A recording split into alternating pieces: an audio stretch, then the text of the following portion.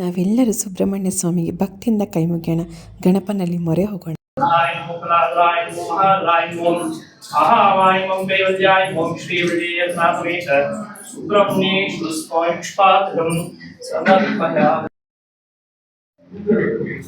ನಮಸ್ಕಾರ ಚಕ್ರೆ. ನಮಸ್ಕಾರ. ನಿಮ್ಮ ಹೆಸರು ತಿಳಿಸ್ಕೊಡಿ ಮತ್ತು ಇಲ್ಲಿನ ಮಹಿಮೆಯನ್ನು ತಿಳಿಸ್ಕೊಡಿ ಜನಕ್ಕೆ. ಶ್ರೀ ಗುರವೇ ನಮಃ. ಓಂ ನಮಃ ಶಿವಾಯ.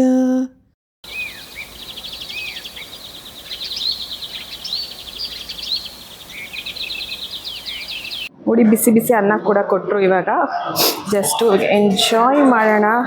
ಪೂರಿ ನೋಡಿ ಎಷ್ಟು ಸಾಫ್ಟ್ ಆಗಿದೆ.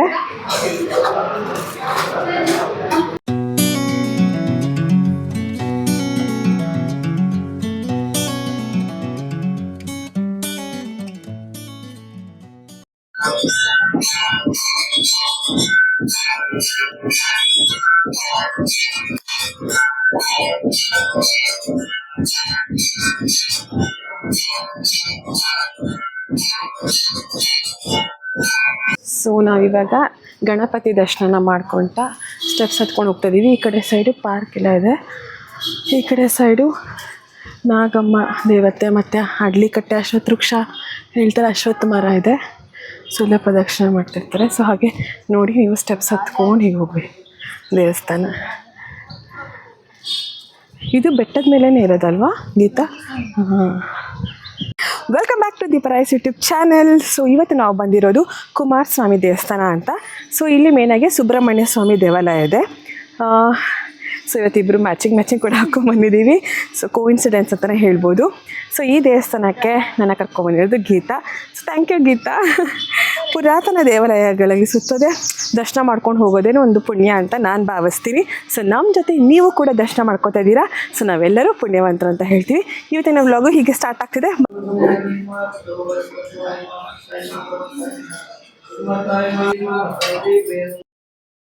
ಬನ್ನಿ ಮುಂದೆ ಸ್ಟೆಪ್ಸ್ಗಳನ್ನ ಹತ್ಕೊಂಡು ಹೋಗೋಣ. ಮುಂದೆನೇ ಹೋದರೆ ಕುಮಾರಸ್ವಾಮಿ ದೇವಸ್ಥಾನ ಬರುತ್ತೆ. ಇಲ್ಲಿ ನಾವು ದೇವರ ಹೆಸರನ್ನ ಹೇಳ್ಕೊತ ಮೆಟ್ಲನ್ನ ಹತ್ತಾ ಇದ್ದರೆ ಇನ್ನೂ ಒಂಥರ ಆನಂದ ಅಲ್ವಾ. ಎಲ್ಲ ಬೆಟ್ಟದ ಮೇಲೆ ಆಗಿರುವಂಥ ದೇವಸ್ಥಾನಗಳು. ಸೊ ಈ ಕಡೆನೂ ಸ್ಟೆಪ್ಸ್ ಇದೆ. ಇಲ್ಲಿಂದ ನೋಡಿ ವ್ಯೂ ಚೆನ್ನಾಗಿದೆ. ಉದ್ದವ, ನನ್ನ ಮಗನ ಒನ್ ಆಫ್ ದ ಹೆಸರು ಉದ್ದವ.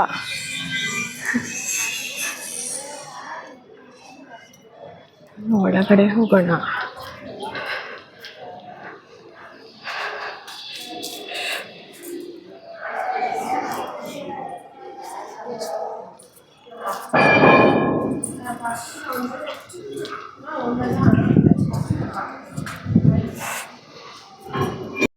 ಎಂಟ್ರೆನ್ಸ್ ಬಂದಿದ ತಕ್ಷಣ ನೋಡಿ ಇಲ್ಲಿ ವಿಶಾಲವಾಗಿರುವಂಥ ಜಾಗ ಇದೆ. ಒಳಗಡೆ ಬಂದಿದ್ದ ತಕ್ಷಣ ನಮಗೆ ಸುತ್ತಮುತ್ತ ಎಲ್ಲ ಭಕ್ತಾದಿಗಳು ಕುತ್ಕೊಳ್ಳೋಕ್ಕೆ ಜಾಗ ಇದೆ. ಯಾರೆಲ್ಲ ದೀಪ ಹಚ್ತಾರೆ ಅವರೆಲ್ಲ ಕುತ್ಕೊಂಡು ದೀಪ ಹಚ್ಚೋದಕ್ಕೂ ಜಾಗ ಇದೆ. ಎಷ್ಟೇ ಜನ ಬಂದ್ರೂ ಅವ್ರಿಗೆ ಜಾಗದ ಕೊರತೆ ಆಗಲ್ಲ ಅಂತ ಹೇಳ್ತೀನಿ.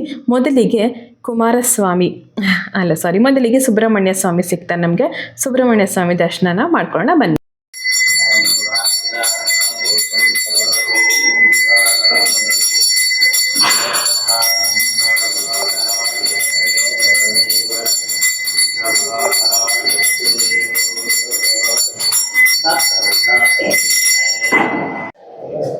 ಸುಬ್ರಹ್ಮಣ್ಯ ಸ್ವಾಮಿ ದರ್ಶನ ಮಾಡ್ಕೊಂಡ್ವಿ. ಈಗ ಬಂದರೆ ಕುಮಾರಸ್ವಾಮಿ ದರ್ಶನ. ಮೊದಲಿಗೆ ಗಣಪನ ದರ್ಶನ, ಅದಾದಮೇಲೆ ಕುಮಾರಸ್ವಾಮಿ ದರ್ಶನ.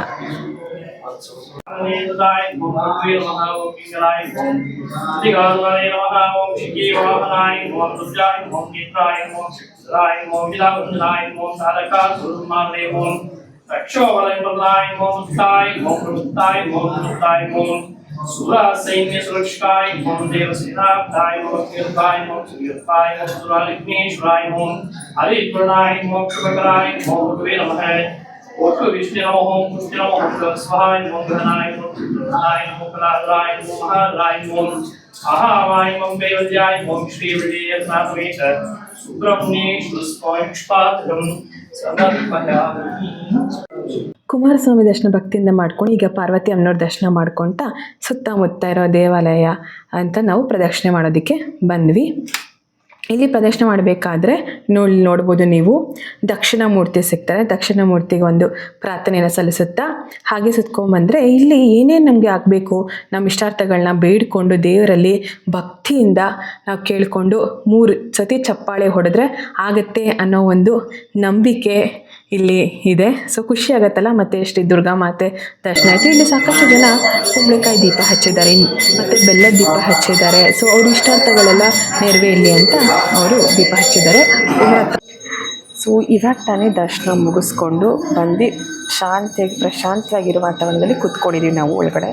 ತುಂಬಾ ತಣ್ಣಗಿದೆ ಅಲ್ವಾ ಗೀತಾ? ತುಂಬಾ ಚೆನ್ನಾಗಾಯಿತು ದರ್ಶನ. ಇನ್ನೊಂದು ವಿಶೇಷ ಕೂಡ ನಡೀತು. ಏನು ಹೇಳಿ ಗೀತಾ? ದೇವ್ರನ್ನ ತುಂಬ ಹತ್ತಿರದಿಂದ ದರ್ಶನ ಮಾಡ್ಕೊಂಡಿದ್ದೀವಿ. ಹೌದು, ಇಲ್ಲಿ ನೋಡ್ತಿದ್ದೀರಲ್ಲ, ದೇವಾಲಯದಿಂದ ಈಗಿನ ಭಾಗಕ್ಕೆ ಬಂದರೆ ಪಾರ್ಕ್ ಅಂತ ಏನು ಹೇಳಿದೆ ನಾನು, ಆ ಕಡೆ ಸೈಡ್ ಬರುತ್ತೆ. ಇಲ್ಲಿ ನಾವು ಹೋಗೋಣ. ಸೈಡ್ ಒಂದು ಗೇಟ್ ಇದೆ. ಒಟ್ಟು ನಾವಿಲ್ಲಿ ಒಂದು 3 ಗೇಟನ್ನು ನೋಡಿದ್ದೀವಿ. ಸೊ ಫ್ರಂಟು ನಾಲ್ಕು ಗೇಟ್ ನೋಡಿದ್ದೀವಿ. ಎದುರುಗಡೆ ನಾವು ಬಂದಿದ್ದ ಗೇಟು, ಇನ್ನು ಪಕ್ಕದಲ್ಲಿ ಒಂದು ಗೇಟು, ಹಿಂದೆ ಒಂದು ಗೇಟು, ಅಂದರೆ ಒಂದು 4 ಗೇಟ್ ಇದೆ. ಆ ಕಡೆ ಹೋಗ್ತೀವಿ. ನಡೀರಿ. ಇದು ಮೋಸ್ಟ್ಲಿ ಸುತ್ತಕೊಂಡೇ ಬರುತ್ತೆ ಅನ್ಸುತ್ತೆ. ಈ ಕಡೆ ಹೋದರೆ, ನಾವು ಈ ಸೈಡ್ ಹೋದರೆ ವಾಪಸ್ ಎಲ್ಲೋದಿದ್ದು ಅಲ್ಲೇ ಬರ್ತೀವಿ. ಬಟ್ ಇಲ್ಲಿ ಹತ್ಕೊಂಡೋದ್ರೆ ಮೇಲೆ ದೇವಸ್ಥಾನ ಹತ್ರ ಹೋಗ್ತೀವಿ. ಇದು ಸೊ ದೇವಸ್ಥಾನ ಹತ್ರ ದೇವಸ್ಥಾನ ಹತ್ರ ಇಳ್ಕೊಂಡು ಮತ್ತೆ ನಾವೆಲ್ಲಿ ಹೋಗ್ಬೇಕು ಆ ಕಡೆ ಹೋಗಬೇಕು. ನಾವು ಇಲ್ಲಿಂದ ಬಂದರೆ ಆ ಕಡೆ ಹೋಗ್ತೀವಿ. ಇವಾಗ ನಾವು ಹತ್ಕೊಂಡ್ಬಂದಿರೋ ಜಾಗ ಹೇಗೆ ಕಾಣಿಸತ್ತೆ ಅಂತ ನೋಡೋಣ. ಹೀಗೆ ಕಾಣಿಸುತ್ತೆ ನೋಡಿ. ಇಷ್ಟು ಸ್ಟೆಪ್ಸ್ನ ಹತ್ಕೊಂಡು ಬಂದಿದ್ದೀವಿ ನಾವು. ಸುಸ್ತಾಯ್ತಾ ಗೀತಾ? ವಾಕಿಂಗ್. ಬೆಳಗ್ಗೆ ವಾತಾವರಣ ಚೆನ್ನಾಗಿ ಪ್ರಶಾಂತವಾಗಿರುತ್ತೆ. ಹಾಂ.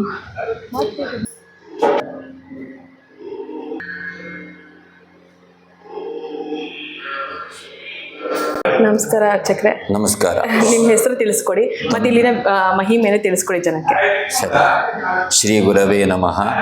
ನಮ್ಮ ಹೆಸರು ಕೃಷ್ಣ ಭಟ್ ಅಂತ. ನಾವು ಮೂಲತಃ ಕ್ಷೇತ್ರ ಶಿರಸಿ ಗೋಕರ್ಣದವರು. ಇಲ್ಲಿ ಬಂದು ಸಾಮಾನ್ಯವಾಗಿ ಒಂದು 25 ವರ್ಷದಿಂದ ಇಲ್ಲೇ ಪೂಜೆ ಮಾಡ್ತಾ ಇದ್ದೇವೆ. ಇಲ್ಲಿ ಇತಿಹಾಸ ಏನಂದರೆ, ಸಾವಿರಾರು ವರ್ಷಗಳ ಹಿಂದೆ ಯೋಗಿಗಳು ಇಲ್ಲಿ ತಪಸ್ಸು ಮಾಡ್ತಾ ಇದ್ರಂತೆ. ಇದೆಲ್ಲ ಅಡವಿ ಪ್ರದೇಶವಾಗಿತ್ತು. ಆ ಸಮಯದಲ್ಲಿ ತಪಸ್ಸು ಮಾಡಿದಾಗ ಅವರಿಗೆ ಈ ಲಿಂಗ ಮತ್ತು ನಂದಿ ಸಮೇತನಾಗಿರತಕ್ಕಂಥದ್ದು ಮಣ್ಣಿನಲ್ಲಿ ಕಂಡು ಬಂದಿದ್ದು. ಇದು ಪವಿತ್ರವಾಗಿರ್ತಕ್ಕಂಥದ್ದು ಅಂತ ತಿಳ್ಕೊಂಡು ಅವರ ಆ ಶಿವನಿಗೆ ಸಿದ್ಧ ಪುರುಷರು ಯೋಗಿಗಳು ಎಲ್ಲ ಪೂಜೆ ಮಾಡ್ತಾ ಇದ್ದರು. ಕಾಲಕ್ರಮೇಣ ಆ ಕಾಲ ಗತಿಸಿ ಹೋದ್ಮೇಲೆ ಯಾರಿಗೂ ಗೊತ್ತಿಲ್ಲ ಇಲ್ಲಿ ಶಿವ ಮತ್ತು ನಂದಿ ಇದ್ದಾನೆ ಅಂತ. ಕಾಲಕ್ರಮೇಣದಲ್ಲಿ ಈ ಸ್ಥಳಕ್ಕೆ, ಈ ಸುಬ್ರಹ್ಮಣ್ಯನ ಈ ಕ್ಷೇತ್ರಕ್ಕೆ ಅಷ್ಟಮಂಗಲ ಪ್ರಶ್ನೆ ಅಂತ ಬರ್ತದೆ. ಜ್ಯೋತಿಷ್ ಶಾಸ್ತ್ರದಲ್ಲಿ ವಿಶೇಷವಾಗಿರ್ತಕ್ಕಂಥ ಅಷ್ಟಮಂಗಲ ಪ್ರಶ್ನೆಯನ್ನು ಹಾಕಿಸಿದಾಗ ಇಲ್ಲಿ ಶಿವ ಉದ್ಭವ ಆಗಿದ್ದಾನೆ, ನಂದಿ ಸಮೇತನಾಗಿದ್ದಾನೆ. ಅವನಿಗೆ ಸರಿಯಾದಂಥ ಪೂಜೆಯನ್ನು ಮಾಡಿದರೆ ಈ ಕ್ಷೇತ್ರ ಅಭಿವೃದ್ಧಿ ಆಗ್ತದೆ ಅಂತ ಬಂತು. ಅದೇ ಸಮಯವಾಗಿ ಇಲ್ಲಿರ್ತಕ್ಕಂಥ ಕ್ಷೇತ್ರದಲ್ಲಿರ್ತಕ್ಕಂಥವರೆಲ್ಲರೂ ಸೇರಿಕೊಂಡು ಅವರು ತೋರಿಸಿದ ಪ್ರಕಾರವಾಗಿ ಈ ಶಿವನನ್ನು ನೋಡಿದಾಗ ಇಲ್ಲಿ ಶಿವ ಮತ್ತು ನಂದಿ ಇದ್ದಂತೆ. ಅವನನ್ನು ಅವತ್ತಿನಿಂದ ಪೂಜೆ ಪ್ರಾರಂಭ ಮಾಡಿ ಈ ಕ್ಷೇತ್ರಕ್ಕೆ ಮೂಲ ದೇವರು ಶಿವ, ಆಮೇಲೆ ಸುಬ್ರಹ್ಮಣ್ಯ ಇದೆಲ್ಲ ಪ್ರತಿಷ್ಠಾಪನೆ ಮಾಡಿರ್ತಕ್ಕಂಥ. ಅವತ್ತಿನಿಂದ ಯಾರೋ ಭಕ್ತಾದಿಗಳೆಲ್ಲ ಇಲ್ಲಿ ಬಂದು ಹರಕೆ ಹೊತ್ಕೊಂಡು ಇಲ್ಲಿ ಮಾಡಿಸ್ತಕ್ಕಂಥ ಪೂಜೆಯಿಂದ ಅವರಿಗೆಲ್ಲ ಒಳ್ಳೆಯದಾಗಿತ್ತು. ದೇವಾಲಯನ ಕಟ್ಸ್ಕೊಟ್ಟು, ಮೊದಲು ಕಲ್ಲಿನ ಮಂಟಪ ಇತ್ತು. ಕಾಲಕ್ರಮೇಣದಲ್ಲಿ ಅವರೆಲ್ಲ ಒಬ್ಬೊಬ್ಬರಿಗೆ ಒಂದೊಂದು ಥರ ಒಳ್ಳೆಯದಾದ್ಮೇಲೆ ಇಷ್ಟು ಸಮಯವಾಗಿ ಇಷ್ಟೆಲ್ಲ ಅಭಿವೃದ್ಧಿ ಮಾಡಿದ್ದಾರೆ. ಇಲ್ಲಿ ಶಿವರಾತ್ರಿ ವಿಶೇಷ. ಮೊನ್ನೆ ಅಷ್ಟೇ ಶಿವರಾತ್ರಿ ಆಯಿತು.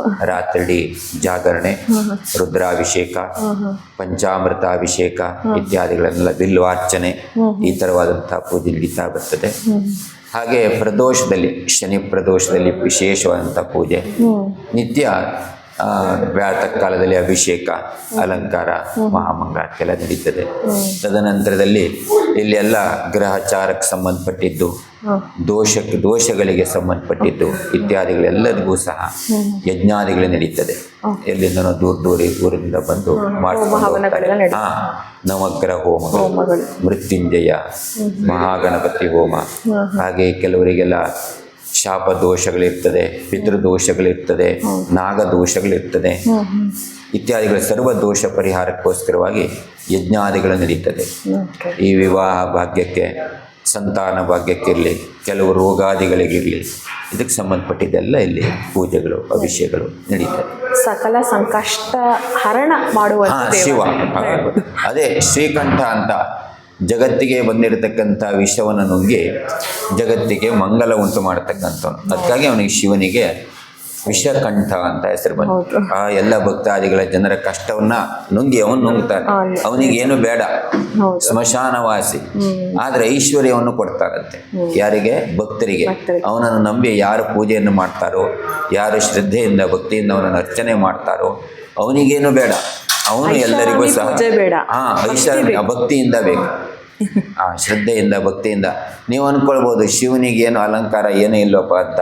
ಅವನಿಗೆ ಅಲಂಕಾರ ಬೇಡ, ಬಿಲ್ವ ಅರ್ಚನೆ, ರುದ್ರಾಭಿಷೇಕ, ವಿಭೂತಿ ಕೊಟ್ಟರು ಸಾಕು, ಅವನು ನಮಗೆ ಐಶ್ವರ್ಯವನ್ನು ನೀಡುತ್ತಾನೆ. ಅದಕ್ಕಾಗಿ ಇಲ್ಲಿಗೆ ಶಂಭುಲಿಂಗೇಶ್ವರ ಅಂತ ಹೆಸರು ಬಂತು.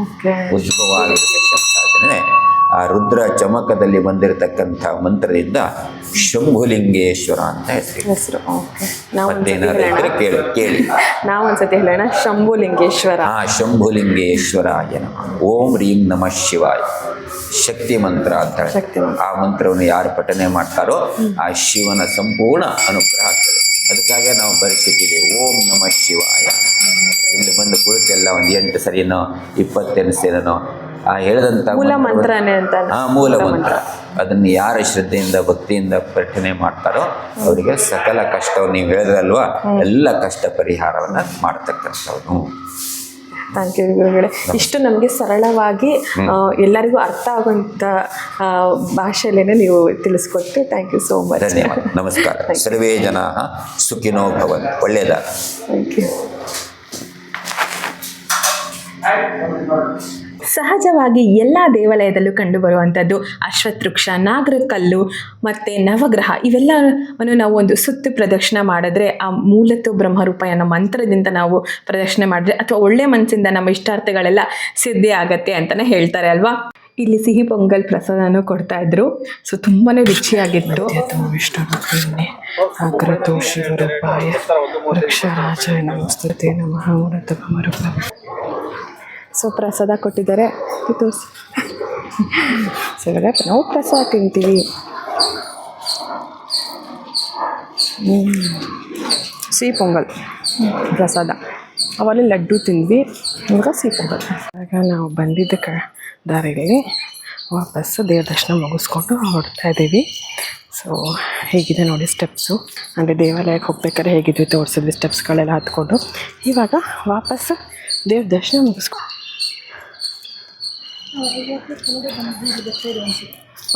ಕರೆಕ್ಟು. ಇಲ್ಲಿ ನೋಡಿ ಎಷ್ಟು ನಾಗಮ್ಮ ಇದ್ದಾರೆ, ನಾಗದೇವತೆಗಳ ವಿಗ್ರಹ ಇದೆ.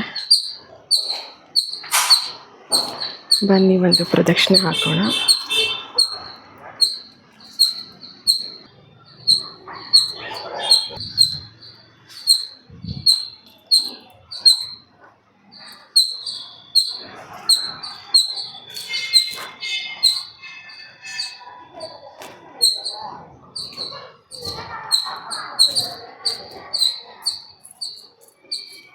ಯಾರ್ಯಾರೆಲ್ಲ ನಾಗರಕಲ್ಲು ಪೂಜೆ ಮಾಡ್ತಾರೆ ಮತ್ತು ಪ್ರದಕ್ಷಿಣೆ ಮಾಡ್ತಾರೆ, ಅಶ್ವತ್ಥವೃಕ್ಷ ಪೂಜೆ ಪ್ರದಕ್ಷಿಣೆ ಮಾಡ್ತಾರೆ, ಅವ್ರಿಗೆಲ್ಲ ಇಷ್ಟಾರ್ಥಗಳು ಈಡೇರುತ್ತೆ ಅನ್ನೋದೊಂದು ವಾಡಿಕೆ ಇದೆ. ಇದು ಒಂದು ನಂಬಿಕೆ ನನಗೂ ಕೂಡ ಇದೆ. ಬೆಳಗ್ಗೆನೇ ಮಾಡಿದ್ರೆ ಒಳ್ಳೆಯದು ಅಂತ ಹೇಳ್ತಾರೆ. ಧನುರ್ಮಾಸ ಟೈಮಲ್ಲಿ ಇನ್ನೂ ಒಳ್ಳೆಯದು ಅಂತ ಹೇಳ್ತಾರೆ. ದೇವ್ರ ದರ್ಶನ ಮುಗಿಸ್ಕೊಂಡು ನಾವು ನಿಸರ್ಗ ಗಾರ್ಡನ್ಗೆ ಬಂದ್ವಿ. ಸೊ ಬನ್ನಿ ಒಳಗಡೆ ಹೋಗೋಣ.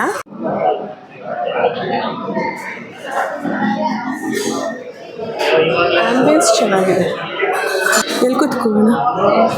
ಇಲ್ಲ ಅಲ್ಲೋಗ್ಬಿಡೋಣ ಲಾಸ್ಟಲ್ಲಿ.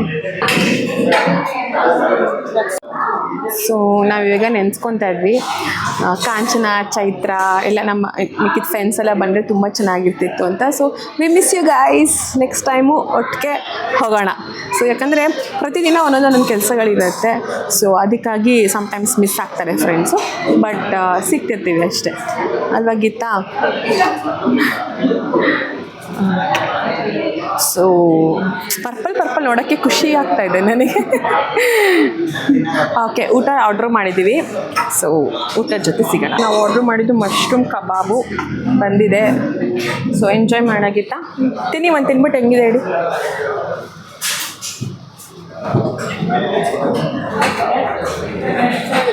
ಚೆನ್ನಾಗಿದೆ. ಸೊ ಒಂದು ಟೇಸ್ಟ್ ಮಾಡ್ಬಿಟ್ಟು ಹೇಳಿ. ಚೆನ್ನಾಗಿದೆ. ಏನು ಆನಿಯನ್ ಕತ್ತಿ ಹೇಳ್ತಿದ್ದಾರೆ? ಏನು ಆನಿಯನ್ ಚೆನ್ನಾಗಿದೆ. ಆನಿಯನ್ ಚೆನ್ನಾಗಿದೆ ಅಂತ ನೋಡಿ. ಗೀತಾ, ನಿಮ್ಮ ಮನೇಲಿ ಆನಿಯನ್ ಚೆನ್ನಾಗಿರಲ್ವಾ? ಓಕೆ ಫ್ರೆಂಡ್ಸ್, ನಾವೀಗ ಎಂಜಾಯ್ ಮಾಡ್ತೀವಿ. ಸೌತ್ ಮೀಲ್ ಕೂಡ ಆರ್ಡರ್ ಮಾಡಿದ್ದೀವಿ. ಸೊ ಇವಾಗ ನಾವು ಸೌತ್ ಇಂಡಿಯನ್ ಮೀಲ್ ಆರ್ಡರ್ ಮಾಡಿದ್ದೀವಿ. ಸೊ ಫಸ್ಟ್ ಏನು ಗೀತಾ, ಪಾಯಸ ಸ್ಟಾರ್ಟ್ ಮಾಡೋಣ.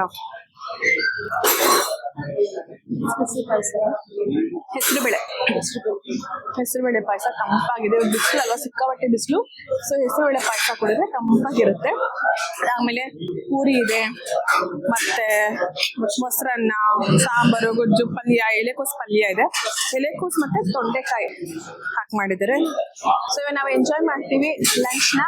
ಅದಾದ್ಮೇಲೆ ಮನೆಗೆ ಕೊಡ್ತೀವಿ. ಅಷ್ಟೇ ಅನ್ಸುತ್ತೆ ಇವತ್ತಿನ ವ್ಲಾಗು. ಸೊ ಅದಾದ್ಮೇಲೆ ಕಂಟಿನ್ಯೂ ಮಾಡಿ. ನೋಡಿ, ಬಿಸಿ ಬಿಸಿ ಅನ್ನ ಕೂಡ ಕೊಟ್ಟರು. ಇವಾಗ ಜಸ್ಟು ಎಂಜಾಯ್ ಮಾಡೋಣ. ಪೂರಿ ನೋಡಿ ಎಷ್ಟು ಸಾಫ್ಟ್ ಆಗಿದೆ. ಪೂರಿ ವಿತ್ ಸಾಗು.